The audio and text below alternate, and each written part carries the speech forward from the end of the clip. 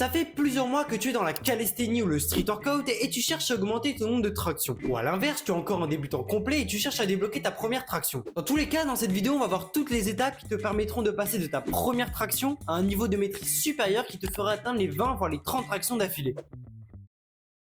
Avant de vouloir débloquer 15, 20, 30 tractions, il faudrait déjà peut-être arriver à en faire une proprement. Et une des choses que je vois très souvent chez les débutants, c'est qu'ils veulent tout de suite débloquer plus de répétitions alors que leur mouvement n'est pas correct. Il faut que vous preniez en compte le fait est que faire une traction ce n'est pas un mouvement naturel pour votre corps. Cela s'apprend. Une traction est un mouvement de tirage qui sollicite majoritairement le dos. Mais parmi les autres muscles sollicités, on y retrouve aussi l'arrière des épaules et les biceps. Le souci étant que beaucoup en effectuant mal leur traction sollicitent bien plus que nécessaire leur biceps et bien moins leur dos. Cela peut entraîner non seulement un déséquilibre musculaire mais aussi grandement réduire vos performances. Pour éviter cette sursollicitation de vos biceps et bien engager votre dos, il va falloir revoir l'écart que vous prenez entre vos mains. Votre prise doit être bien plus large que vos épaules. Il faut que lorsque vous êtes en haut de la position, vos bras aient un angle d'environ 90 degrés. Et pour trouver cet écartement, vous prenez une serviette, un élastique ou n'importe quoi d'autre et vous allez placer vos mains assez loin pour que lorsque votre menton dépasse l'élastique, vos bras soient environ à 90 degrés. Tout en gardant cet écartement, remettez-vous en bas de la position et vous aurez le bon écart pour votre traction. Alors pourquoi faut-il un écartement aussi large? Eh bien en haut de la position, c'est avec cet angle de 90 degrés que vous aurez le plus de force. Ensuite, lors du tirage, vous pouvez voir que vos bras partent sur les côtés et non devant vous, ce qui engage bien plus votre dos puisque contrairement à quand vous aviez les bras plus serrés, vos biceps ne sont pas dans une position optimale pour vous procurer un maximum de force. Voici un court aperçu de l'engagement de vos biceps avec et sans le bon écartement. On peut vraiment voir que votre dos est bien plus sollicité lorsque vous avez un écartement plus large car votre biceps est bien moins engagé.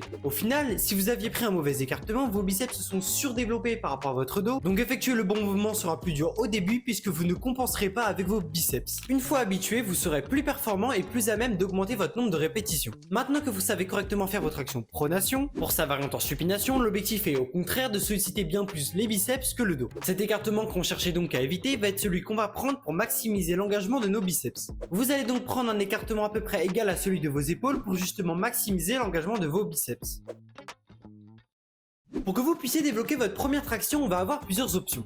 Le premier étant de faire des tractions australiennes. C'est la version simplifiée des tractions en pronation et elles travaillent exactement les mêmes muscles. Pour bien les faire, vous prenez exactement le même écartement que pour vos tractions en pronation, puis vous commencez par faire des tractions australiennes hautes et vous descendez au fur et à mesure pour rendre la chose plus dure. En parallèle, pour travailler vos tractions en supination, vous pouvez faire des curls à la barre. Il s'agit exactement du même mouvement que pour les tractions australiennes mais avec une prise supination. Donc forcément, prenez le même écartement que pour les tractions en supination. Vous avez aussi une autre option très efficace qui est de faire des tractions négatives. Ralentissez de plus en plus la descente jusqu'à être capable de vous stopper n'importe où. À ce moment-là, vous aurez la force de remonter. Le meilleur moyen d'apprendre à faire des tractions, c'est de faire des tractions. Et puisque tu n'es pas encore capable de faire ta première traction, l'élastique va te permettre de pouvoir faire le mouvement en étant spécifique. Pour faire simple, c'est comme si d'un coup tu devenais plus léger. Attention tout de même à ne pas en abuser parce que l'élastique crée des gains de force inégaux entre le bas et le haut du mouvement. Et pour compenser ça, vous pouvez par exemple marquer un dead stop en bas du mouvement pour ne pas bénéficier du rebond que procure l'élastique. Il est important que tu comprennes bien que pour augmenter ton nombre de répétitions, et peu importe ton niveau, le plus important va être le volume. Si tu souhaites augmenter ton nombre de tractions, tu vas chercher à augmenter l'endurance des muscles qui sont sollicités lors d'une traction. Et tu dois déjà t'en être rendu compte, mais toutes les tractions ne se valent pas. Certaines sont plus dures que d'autres et on va se servir de ça pour maximiser le travail sur nos muscles. Le but ici va être de s'entraîner sous forme de pyramide de l'exercice le plus dur au plus facile. Tu vas commencer par les tractions en pronation, puis les tractions en supination, ensuite les tractions en prise neutre, puis les tractions australiennes, et enfin les curls à la barre. Le but est vraiment de détruire tes muscles jusqu'au bout pour les renforcer le plus vite possible et les rendre plus endurants. Le principe ici est que même si tu n'arrives plus à faire des répétitions sur un exercice, tu pourras encore en faire sur celui d'en dessous puisqu'il est plus simple et ça te permettra de vraiment détruire tes muscles jusqu'au bout. L'avantage de cette méthode, c'est que tu vas progresser ultra rapidement puisqu'à chaque séance, tu vas tellement détruire tes muscles qu'ils seront obligés de s'adapter pour suivre le rythme. Par contre, elle présente aussi quelques désavantages comme le fait est que tu peux travailler qu'un groupe musculaire par séance. Au niveau des répétitions, ça va dépendre du nombre de tractions que tu es capable de faire. Pour faire simple, tu dois prendre 60% du nombre de répétitions que tu es capable de faire au maximum et en faire 4 séries. Donc si tu es capable de faire 5 tractions en pronation au maximum, tu feras 4 séries de 3 tractions en pronation, puis 4 séries de 3 tractions en supination et ainsi de suite. L'objectif va vraiment être de faire assez de répétitions dans chaque exercice pour ne pas réussir à compléter totalement la dernière série. Si vous arrivez à compléter les 4 séries, ajoutez une répétition à chacune des 4 séries.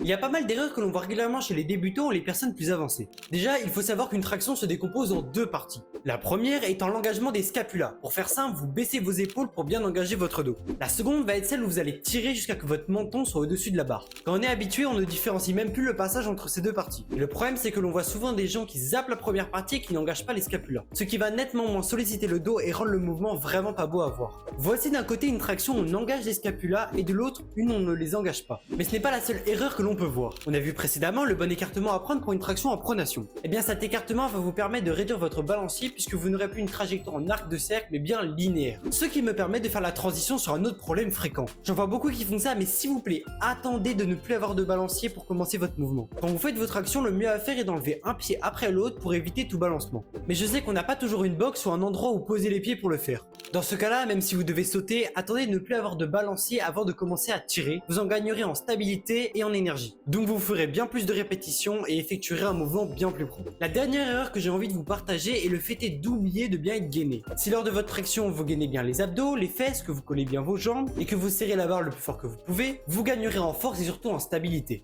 Vous savez maintenant comment débloquer votre première traction et augmenter votre nombre de répétitions. Maintenant à vous de mettre en place les conseils que je vous ai donnés.